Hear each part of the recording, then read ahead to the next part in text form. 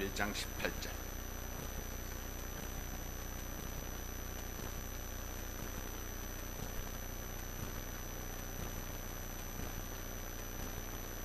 (18절부터) 25절까지 있는 말씀 제가 받들어드리겠습니다.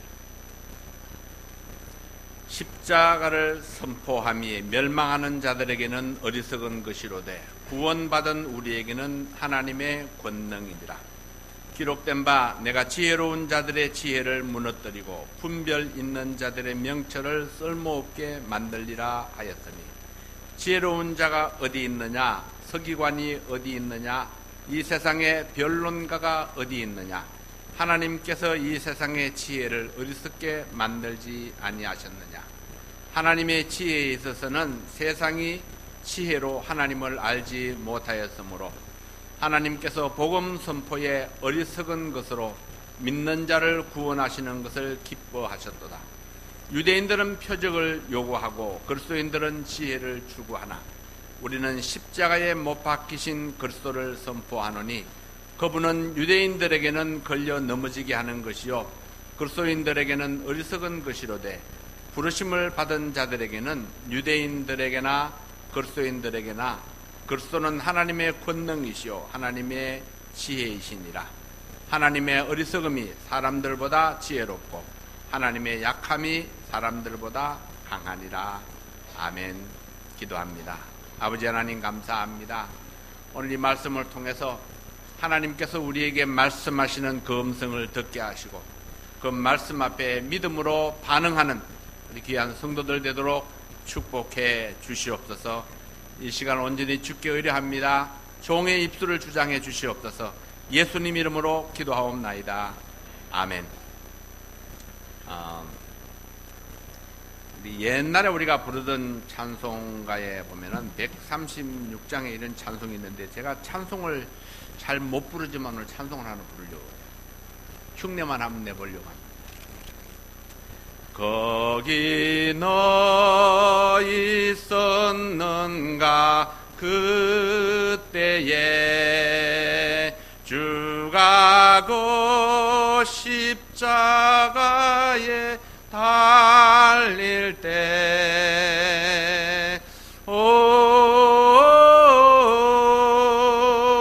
때로 그 일로 나는 떨려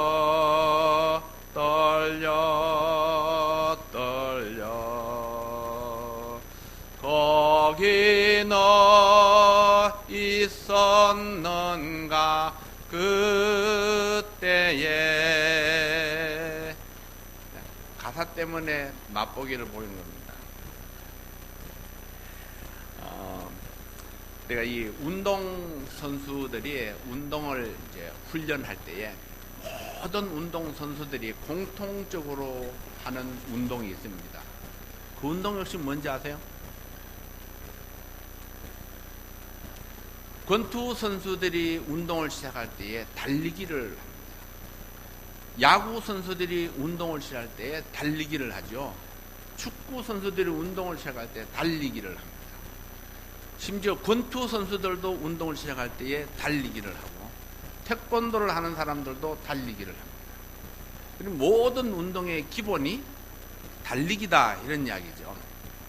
그럼 그리스도인이 믿음 생활을 하다가 지치고 힘들 때에 우리는 뭘 해야 할까요? 그리스도인들은 십자가로 돌아가야 됩니다. 십자가로 가면은 거기에 내가 받은 은혜가 거기에 있고, 내가 예수 믿어야 될 이유가 거기에 있고, 내가 여러 가지 어려운 상황 가운데서도 내가 교회에 붙어 있어야 될 이유가 거기에 있는 겁니다. 그래서 내가 가장 가치 있게 여기는 것이 무엇인가, 그 이유를 찾을 수 있는 것이 바로 이 십자가이죠. 제가 방금 불러드린 이 찬송가는 거기 너 있었는가, 이런 찬송가인데요. 이 찬송은 흑인 연가입니다. 작사자와 작시자가 알려져 있지 않죠. 이 흑인 연가는 미국의 노예제도 밑에서 그 극심한 고통을 당하였던 흑인들이 십자가에 달리신 그리스도의 그 복음을 들으면서 그 마음속에 우러나오는 그 감동을 이제 시로 적어낸 것이 이 곡을 불러가지고 이 흑인들이 이 노래를 이제 부르기 시작을 한 겁니다. 그래서 누가 작곡을 했는지 누가 작시를 했는지 알려져 있지 않지만은 흑인들 사이에서 이것이 널리 불려지기 시작을 했죠. 이 노예제도 밑에서 극심한 고통을 당하였던 흑인들이 십자가에 달리신 그 그리스도에게서 자기 자신들의 모습을 바라보게 되는 것입니다. 예수님이 그 십자가를 어떻게 기쁨으로 견뎌냈는가. 그래서 자기들도 그 노예제도 밑에서 그 고통당하면서도 예수님은 그와 같은 고통을 이유 없이 죄 없이 당하셨는데 우리가 그 예수님의 고통을 생각하면서 우리에게 주어진 이 삶을 우리가 능히 이겨내야 되지 않겠는가. 그들은 찬송을 부르면서 자기의 그 고통을 잊고 오히려 하나님 앞에 영광을 돌렸다 하는 거죠. 슬프고 고달픈 그런 노예 생활 속에서 감독의 채찍 아래 신음하면서 소망 없이 살다가 이 그리스도를 발견한 그런 사람들이 한 사람, 두 사람, 이 거듭난 흑인들이 이 노래를 부르기를 시작했던 것입니다. 이 찬송은 독일한 아픔 속에 있었던 흑인들 사이에서 주님의 십자가로 위로를 받으면서 계속해서 이제 울려 퍼지게 됐는데, 비록 몸은 노예가 되어서 자유를 잃고 고통 속에 살아가고 있지만은 우리에게 영원한 자유를 주신 주님의 나라가 임하면은 이 모든 고통에서 해방되리라는 그런 희망을 생각하면서 이 찬송가를 불렀습니다. 저는 이 찬송가를 들을 때마다 십자가 위에서 나를 내려다보시며 내게 주신 사명을 일깨우시는 그런 주님의 음성을 듣는 듯합니다. 그래서 제가 이 찬송을 즐겨 부르는 찬송이에요. 우리의 믿음이 새 힘을 얻으려 할 때에 우리가 찾아야 될 첫 번째 장소가 바로 이 십자가입니다. 갈보리라는 곳은 예수님에게는 저주와 치욕과 고통의 장소였습니다. 그러나 여러분과 저에게는 말할 수 없는 하나님의 은혜가 내렸던 축복의 장소입니다. 이 갈보리는 인간의 악함이 적나라하게 드러났던 그런 곳이기도 했죠. 인간이 얼마나 악독한가를 나타내 보인 곳이 바로 이 갈보리입니다.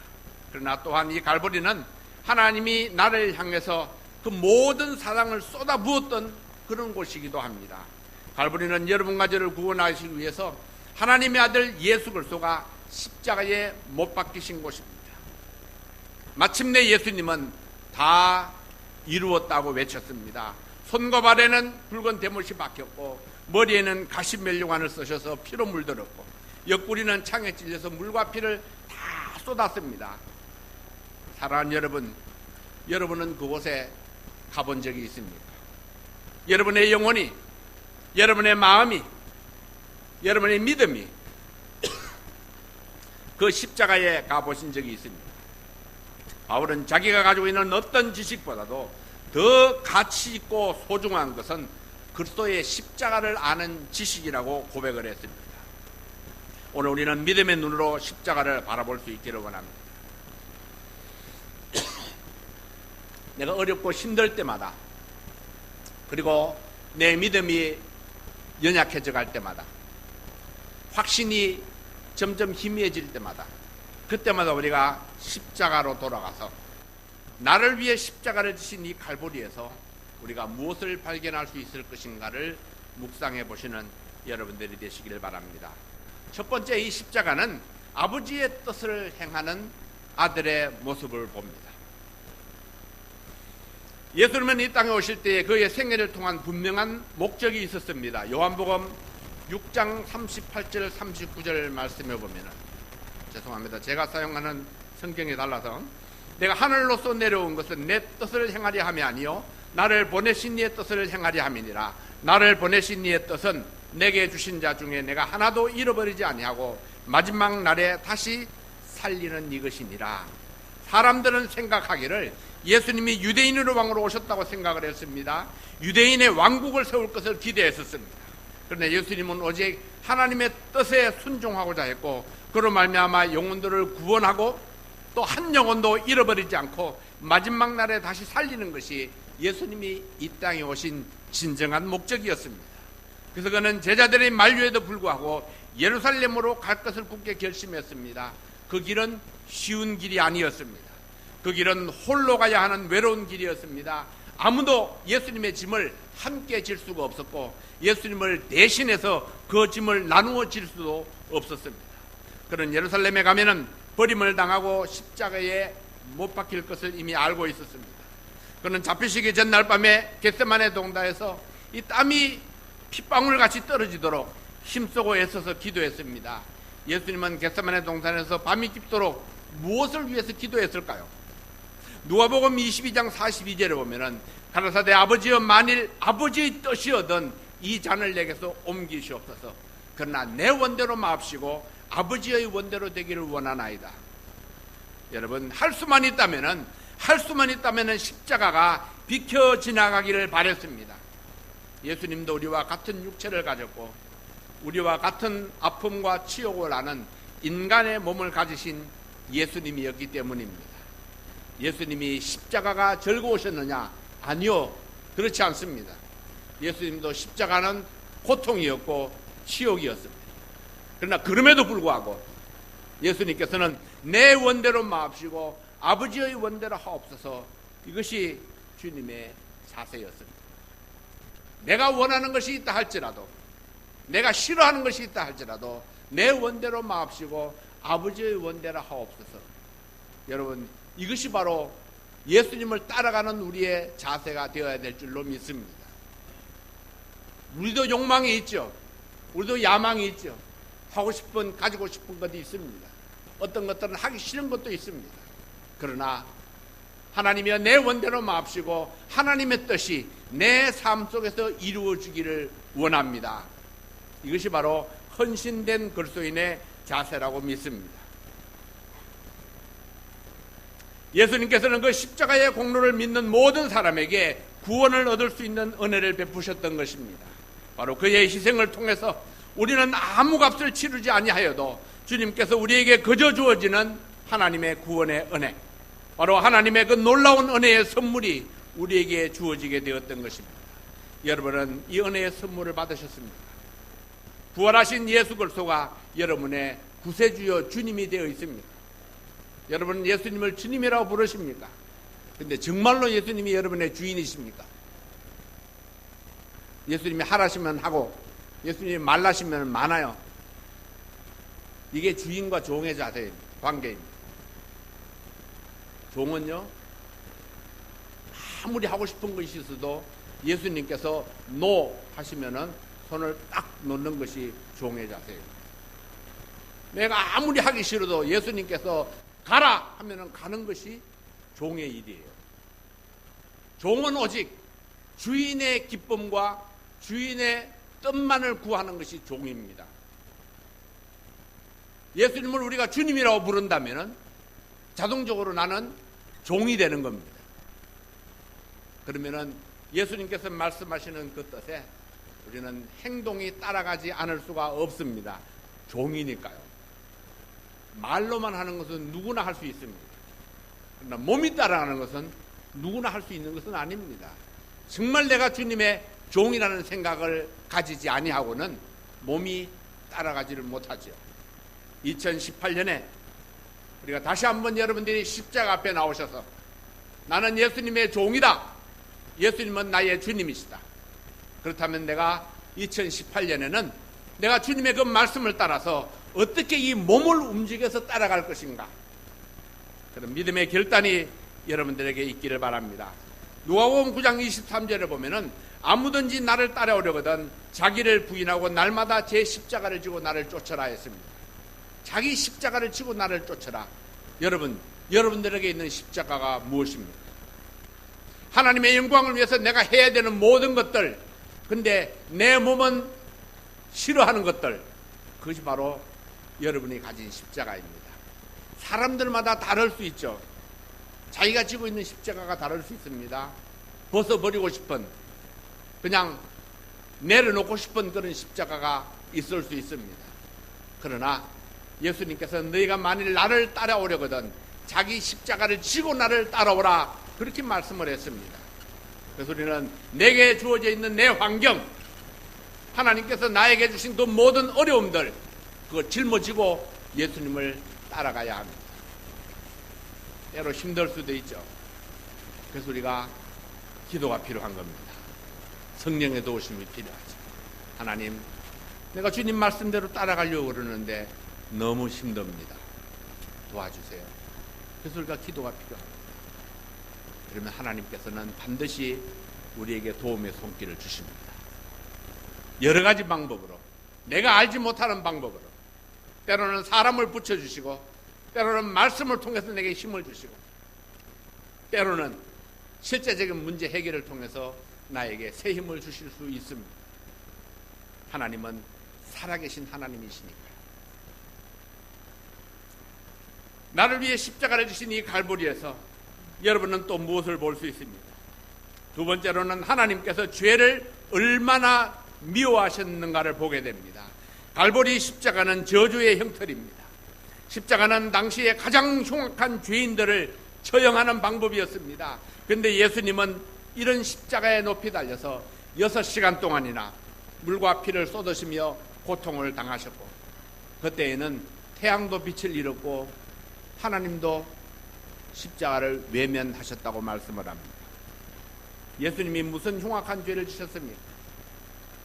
그런데 그분은 사실은 죄가 없었습니다. 마귀의 유혹을 받기도 하셨고 제자들이 배반을 당하기도 했지만은 그럼에도 불구하고 그분은 죄를 범한 적이 없었습니다. 다만 우리의 죄 때문에, 나의 불신앙 때문에 그분이 십자가에 달려서 모진 고통을 받아야만 했던 것입니다. 하나님은 죄를 참아보지 못하셨습니다. 예수님 자신의 죄도 아니었고 하나님께서 사랑하시는 사람들의 죄였고 오직 하나님의 뜻에 순종하고자 하신 예수님이었지만은 거룩하신 하나님은 죄를 철저하게 다루셨습니다. 자기의 아들이라도 봐주지 않았다는 거죠. 하나님께서는 예수님을 너무나 사랑하셨고 사람들도 너무나 사랑하셨지만은 우리의 죄가 너무나 컸고 그 죄값을 치르지 아니하고는 용서받을 수 있는 길이 없었기 때문에 예수님은 십자가를 지셔야 했던 것입니다.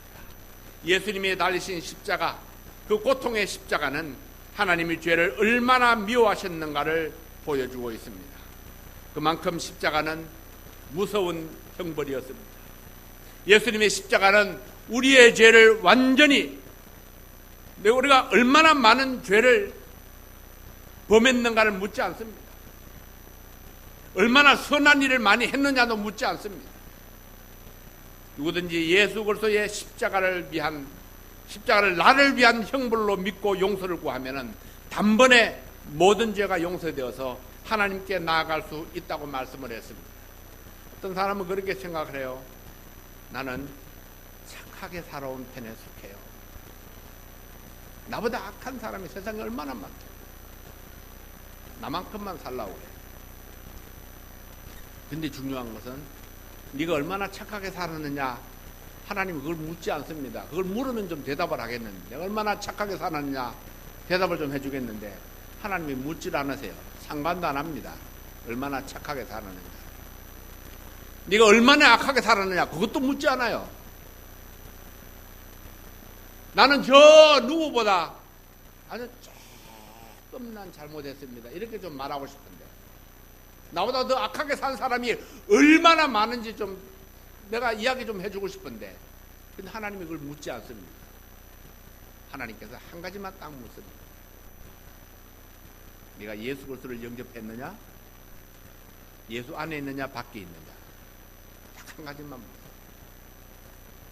어떤 죄를 범했든지 예수 믿으면은, 회개하고 예수 그리스도를 영접하면은 그 모든 죄를 말끔히 씻어주시는 예수님이십니다. 그러나 티끌만한 죄라도 회개하지 아니하고 예수님 영접하지 아니하면은 그는 무서운 지옥의 형벌 속에 떨어질 수밖에 없는 것이, 그것이 하나님의 정하신 진리입니다. 누가 우리를 하나님 앞으로 인도할 수 있습니까? 의인으로서 불의한 자를 대신하신 분이 누구입니까? 그분이 바로 예수 그리스도였습니다. 우리가 의라고 생각하는 모든 것은 하나님 보시기에 더러운 걸레와 같다고 말씀을 했습니다.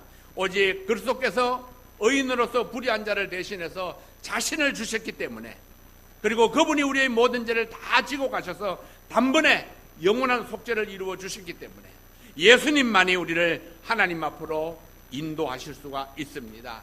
이것이 바로 성경의 중심 메시지이고 우리가 전해야 될 복음입니다. 십자가는 우리의 죄를 미워하시는 하나님의 성품을 볼 수 있습니다. 여러분, 나를 위해서 십자가를 지신 갈보리에서 여러분은 또 무엇을 볼 수 있습니까? 세 번째는 하나님의 사랑을 보게 됩니다. 하나님께서는 죄에 대해서는 이렇게 미워하시지만 사람은 사랑하셨습니다. 요한복음 15장 13절 말씀에 보면은 사람이 친구를 위하여 자기 목숨을 버리면 이에서 더 큰 사랑이 없다고 말씀을 했습니다. 예수님은 죄인의 친구라고 일컬음을 받았습니다. 여러분, 진정한 의미의 친구는 누구입니까? 우리는 동년배 또는 가까이 지내는 어떤 사람들을 친구라고 생각합니다. 그러나 여러분, 나이가 같다고 또는 가까이 지내기 때문에 친구라 할 수는 없습니다. 내가 누군가의 친구라면 그 친구의 모든 약점과 실수를 알면서도 여전히 그를 사랑할 수 있을 때에 친구라고 말할 수 있습니다. 나에게 여러 가지 악한 일을 행했음에도 불구하고 그를 감싸 안을 수 있는 사람을 우리는 친구라고 말할 수 있는 것입니다. 예수님은 죄인의 친구가 되셨습니다. 예수님은 우리의 죄를 다 아셨고 우리의 악함을 그렇지만 우리를 사랑하시고 목숨까지 주셨습니다. 그는 세리와 창기의 친구가 되시기도 했습니다. 저들의 죄는 미워하셨지만 여전히 그들을 사랑하셨습니다. 우리가 예수님을 알지 못했고 하나님을 섬기지 아니했을 때에 우리를 사랑하셔서 우리를 대신하여 죽으셨습니다. 그래서 사도 바울은 에베소서 2장 1절부터 3절 말씀에 우리는 불순종의 아들들이었고 진노의 자녀였다고 말씀하고 있습니다. 그런데 긍휼에 풍성하신 하나님이 우리를 사랑하신 그 큰 사랑 때문에 허물로 죽은 우리를 살리셨고 그리스도와 함께 우리를 살리셨다고 말씀을 했습니다. 우리는 십자가에서 이런 사랑을 보게 됩니다. 자신을 십자가에 못 박은 무리들을 향해서 하나님께 기도하는 예수님을 보게 됩니다. 아버지여, 저들을 사하여 주옵소서. 자기 하는 것을 알지 못함이니이다. 저들이 누구입니까?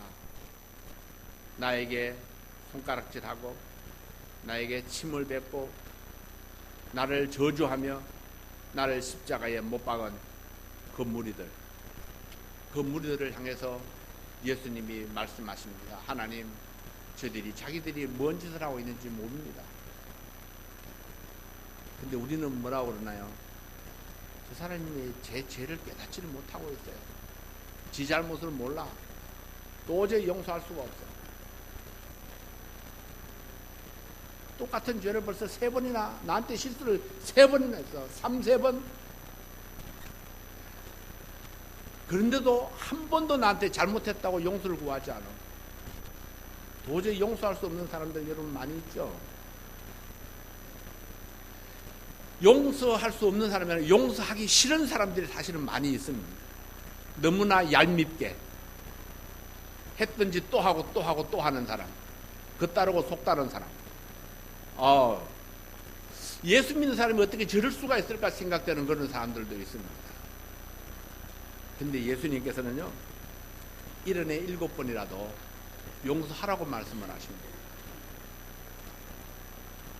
예수 믿는다는 것이 무엇입니까? 우리가 얼마나 큰 죄를 용서받았는가를 말씀해 주십니다. 그리고 다른 사람들이 나에게 범하는 죄는 우리가 예수님께 범한 죄에 비하면은 아주 티끌 같은 죄랍니다. 그래서 우리는 그 티끌 같은 걸 용서하지 못하고 마음에 썬뿌리를 품고 있을 때가 얼마나 많습니다. 자, 이럴 때에 누군가를 용서하기 싫을 때에, 누군가를 도저히 용서할 수 없을 때에, 누군가를 도저히 웃는 얼굴로 볼 수가 없을 때에, 누군가를 도저히 사랑하기 힘들 때에, 그때 우리가 십자가를 바라봐야 됩니다. 저 십자가에서 예수님은 나의 어떤 죄까지 용서해 주셨는가. 내가 예수님을 알지도 못했을 때에, 하나님의 사랑을 내가 느끼지도 못했을 때에, 내가 아무런 복음을 알지도 못했을 때에 그때에 이미 하나님께서는 예수님을 보내주셨고 예수님은 나를 대신해서 십자가를 지셨습니다. 그리고 나를 용서해달라고 하나님 앞에 간구하셨던 예수님이셨습니다. 그래서 네 번째로 우리는 이 십자가에서 용서의 은혜를 봅니다. 에베소서 1장 7절 말씀에 보면은 우리가 그리스도 안에서 그의 은혜의 풍성함을 따라서 그의 피로 말미암아 구속고 죄사함을 받았다고 말씀을 했습니다. 우리의 구원은 하나님의 풍성하신 은혜 때문이었습니다. 아무도 자기의 열심이나 선한 행실 때문에 구원받은 자가 없습니다. 우리는 자격이 없었지만은 하나님의 풍성하신 은혜로 구원을 받았습니다. 자기의 흉악한 죄 때문에 십자가에 못 박힌 강도가 주님의 은혜로 구원을 받았습니다. 예수 믿는 사람을 잡아서 죽였던 살인자 사울도 주님의 은혜로 용서받고 구원받고 복음 전도자와 선교사 사울로 바뀌었습니다. 부정한 수가의 여인도 변화되어서 수가의 많은 사람들을 예수님께로 인도하도록 쓰임받는 놀라운 역사가 일어났는데 이것이 바로 십자가의 능력입니다. 자기 자신만을 위해서 살았던 세리장 삭개오가 예수님을 만나고 변화되어서 그는 한없이 베푸는 사람으로 변화되었던 것, 이것도 바로 십자가의 진리를 발견했기 때문입니다. 여러분, 십자가에는 용서의 한계가 없습니다. 몇 번까지가 없다는 얘기, 몇 번까지. 용서하고 또 용서하고 또 용서하고 그것이 수십 번, 수백 번이 될다 할지라도 끝없이 용서가 이루어지는 것이 바로 이 십자가입니다. 용서받지 못할 죄가 십자가는 없습니다. 아무리 헌신적인 사람이라도 용서하지 못하는 사람이 있다면 하나님의 사랑을 이야기할 수 없습니다. 이와 같은 용서의 능력 때문에 우리는 단번에 영원히 속죄함을 입었습니다. 예수님께서 단번에 영원한 속죄를 십자가에서 이루어 주셨기 때문입니다. 십자가의 도가 믿는 자에게는 구원을 주시는 하나님의 능력입니다. 이는 지옥에서 구원할 뿐만 아니라 우리의 삶을 변화시키는 능력입니다. 여러분은 이 십자가를 묵상해 보셨습니까? 이 놀라운 구원의 은혜를 체험하셨습니다. 그렇다면 여러분 마음을 한번 들여다볼 수 있기를 바랍니다. 내 마음속에 엉어리진 것은 혹시 있지 아니한가? 누군가를 향해서 썸뿌리를 가지고 있지는 아니한가? 용서하지 못하는 그 어떤 사람이 내 마음속에 엉어리져 있지는 아니한가? 사랑하시는 여러분, 용서는 누구를 위해서 하는 겁니까? 나에게 잘못한 그 사람을 위해서 용서하는 게 아닙니다. 용서는 나를 위해서 용서하는 겁니다. 왜냐하면요, 내가 용서하지 못하면은 내가 미운 그 사람을 날마다 내 마음속에 묵상하며 살아갑니다. 그 사람을 볼 때마다 그 사람을 생각하는 겁니다. 용서하고 나면은 드디어 우리는 그 사람에게서 해방되어지게 되는 것입니다. 상대방은 알지도 못해요. 내가 얼마나 미워하는지, 내가 용서를 해줬는지 안 해줬는지 알지도 못합니다. 하지만 나는 알죠. 내가 누군가를 용서하기 때문에 내 마음이 자유롭습니다. 내가 누군가를 사랑하기 때문에 내 마음이 행복한 겁니다. 우리의 착각이 여기 있어요. 많은 사람들이 내가 용서하면 그가 행복할 거라고 생각합니다. 내가 사랑하면 그가 행복할 거라고 생각하죠. 아니요. 내가 누군가를 사랑하면 내가 행복해지는 겁니다. 내가 누군가를 용서하면 내가 자유로워지는 것입니다.